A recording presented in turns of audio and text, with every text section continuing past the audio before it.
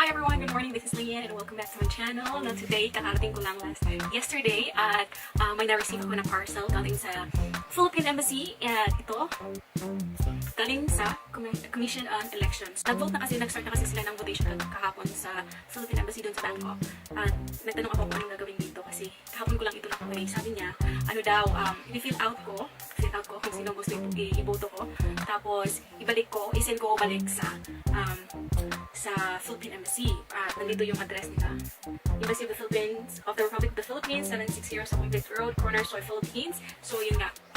So, ang envelope nila ay may logo ng Commission and Election ng Philippines. At meron ding isa, Malayang Halalan logo. And then, Republic of the Philippines, Commission and Elections, Intramuros, Manila.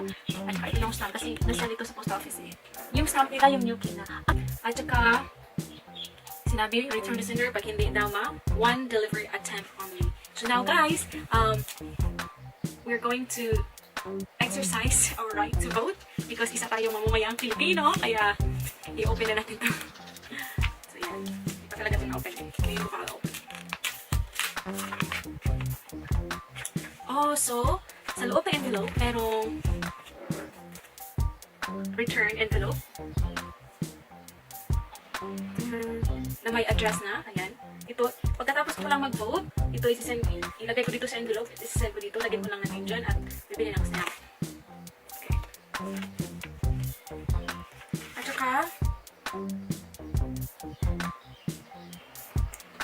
ano to? Meron ganito. Meron ganyan. Walang to. Clerk, signature,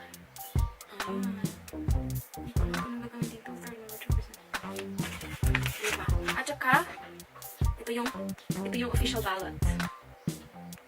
Ayan.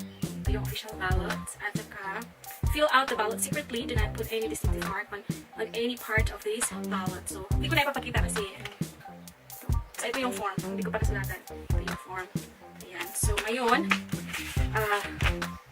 ito yung papers. Okay. Ito yung mga listahan ng mga candidates. Listahan ng mga candidates na iboboto ko. Iboboto natin, na possible na iboboto natin. So, dalawang pages siya. Back and forth, front and back. At saka ito, ano to?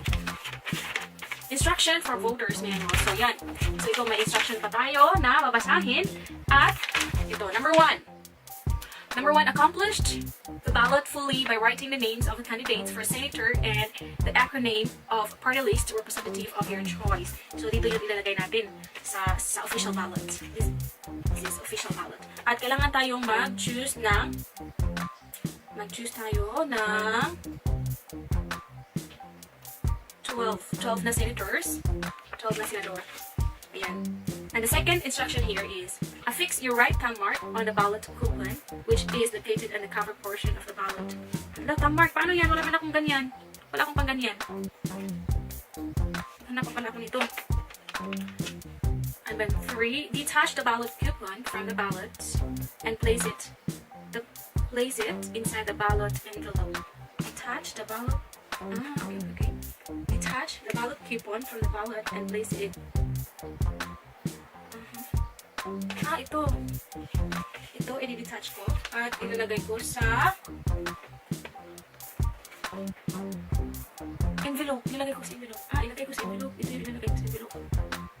Fold the accomplished official ballot in such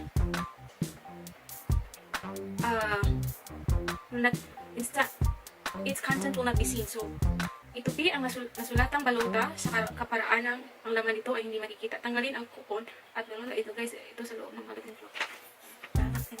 Ito, ano ba yun? Yung ballot envelope. 5. Place the accomplished ballot inside the ballot envelope and seal the same. Please ensure that the ballot inside the ballot envelope is not crumpled or damaged. So, ingatan pala natin. Ingatan pala natin na hindi ito magusot.